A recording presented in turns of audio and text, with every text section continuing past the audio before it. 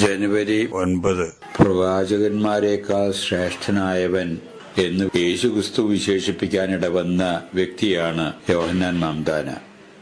അദ്ദേഹത്തിന് ഈ വിശേഷണം നേടിക്കൊടുക്കാൻ ഇടവന്നത് നീതിയോടും സത്യത്തോടും ശരികളോടുമുള്ള അദ്ദേഹത്തിന്റെ വിട്ടുവീഴ്ചയില്ലാത്ത നിലപാടായിരുന്നു എന്ന് നമുക്ക് കാണാം. ശരികളും ധർമ്മങ്ങളും അദ്ദേഹത്തിന്റെ ജീവിതത്തിന്റെ ചാലകശക്തിയായി മാറിക്കഴിഞ്ഞു. അങ്ങനെയുള്ള യോഹന്നാന്റെ കാലത്ത് നാട് ഭരിച്ചിരുന്നത് പിതാവായ ഹെറോദേസിന്റെ മകനായ ഫിലിപ്പ് ഹെറോദേസ് ആയിരുന്നു. അദ്ദേഹം വലിയ ഒരു ഭരണതന്ത്രജ്ഞനോ നയരൂപീകരണകർത്താവോ ഒന്നുമായിട്ടല്ല ചരിത്രത്തിൽ അറിയപ്പെടുന്നത്.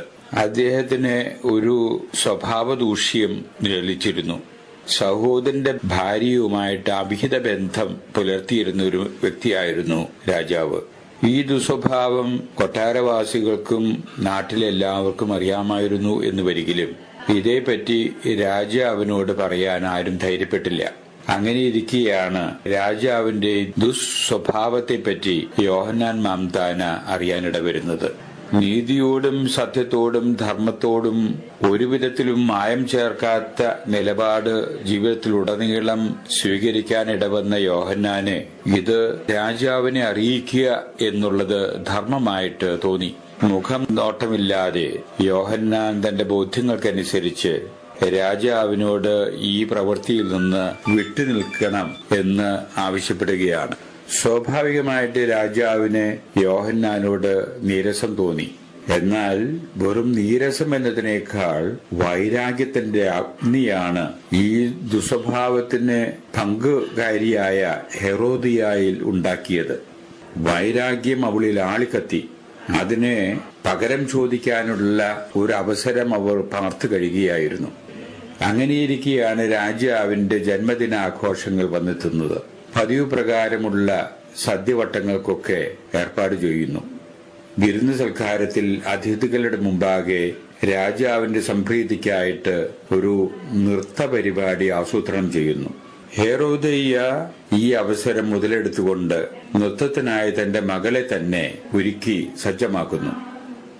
എല്ലാവിധ സംവിധാനങ്ങളോടും കൂടെ നൃത്തപരിപാടികൾ ആസൂത്രണം ചെയ്തതുകൊണ്ട് രാജാവും സദസ്യരും വളരെ സന്തോഷഭരിതരാകുന്നു. നൃത്തപരിപാടിയിൽ സന്തോഷഭരിതനായിട്ടുള്ള രാജാവ് നൃത്തം ചെയ്ത ബാലികയെ വിളിച്ചു വരുത്തുന്നു. സമ്മാനമായിട്ട് ബാലിക എന്തു ചോദിച്ചാലും കൊടുക്കാമെന്ന് രാജാവ് പറയുന്നു.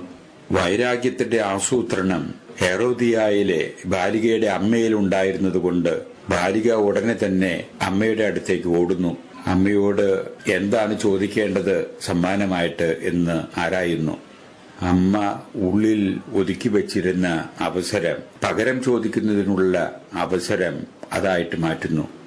മകളോട് പറയുന്നു, നീ രാജാവിന്റെ അടുത്ത് ചെന്ന് എനിക്ക് മറ്റൊരു സമ്മാനവും വേണ്ട, യോഹന്നാൻ മാംദാനയുടെ ശിരസ് ഒരു താലത്തിൽ വെച്ച് എനിക്ക് തരണം. രാജാവ് എല്ലാവരുടെയും മുമ്പാകെ അവൾക്ക് വാക്കുകൊടുത്തതുകൊണ്ട് രാജാവിന് വാക്ക് ലംഘിക്കാൻ വിഷമം അനുഭവപ്പെട്ടു. യോഹന്നാന്റെ ശിരസ് ഛേദിക്കാൻ നിർബന്ധിതനായി രാജാവ്. അതിനിടെ തുറുങ്കിലടയ്ക്കപ്പെട്ടിരുന്ന യോഹന്നാന്റെ ശിരസ് ഛേദിച്ച് ഒരു തളികയിലാക്കി കൊണ്ടുവരുന്നതിന് വിളംബരം പുറപ്പെടുവിക്കുന്നു. രാജസേവകന്മാർ അപ്രകാരം ചെയ്യുന്നു. അങ്ങനെ ശിരച്ഛേദനം ചെയ്യപ്പെടാൻ ഇടവരുന്നു യോഹന്നാൻ. ധർമ്മത്തിനു വേണ്ടി, സത്യത്തിനു വേണ്ടി, ശരികൾക്ക് വേണ്ടി നിലകൊണ്ടു എന്നുള്ളതിന്റെ സമ്മാനം യോഹന്നാന് ലഭിച്ചത് അതായിരുന്നു. അതിന്റെ സ്മരണയാണ് ഇന്ന് സഭ യോഹന്നാന്റെ ശിരച്ഛേദനം എന്ന പേരിൽ ഒരു തിരുനാളായിട്ട് ആഘോഷിക്കുന്നത്. ഈ തരം അനുഭവങ്ങള് ഇന്നും ജീവിതത്തിൽ ഉണ്ടാകാം. ശിരച്ഛേദനം സംഭവിച്ചില്ലെങ്കിൽ തന്നെ സമ്മർദ്ദങ്ങൾക്കും മർദ്ദനങ്ങൾക്കും അടിമപ്പെടാൻ ഇടവരുന്നു ഇന്നും മനുഷ്യൻ, സത്യത്തിനു വേണ്ടി നിലകൊള്ളുന്ന മനുഷ്യർ. യോഹന്നാൻ സത്യത്തിനു വേണ്ടിയാണ് ഈ ജീവിതം ഹോമിക്കപ്പെടാൻ ഇടവന്നത് എന്ന് തിരുനാളായിട്ട് ആഘോഷിക്കുന്ന ഇന്നേ ദിവസം ജീവിതത്തിൽ മൂല്യങ്ങൾക്ക് പ്രാധാന്യവും അത് ജീവിതത്തിൽ നൽകുന്ന സംഭാവനകളും നാം ശ്രദ്ധിക്കേണ്ടിയിരിക്കുന്നു എന്ന് വേണം വിചാരിക്കാൻ.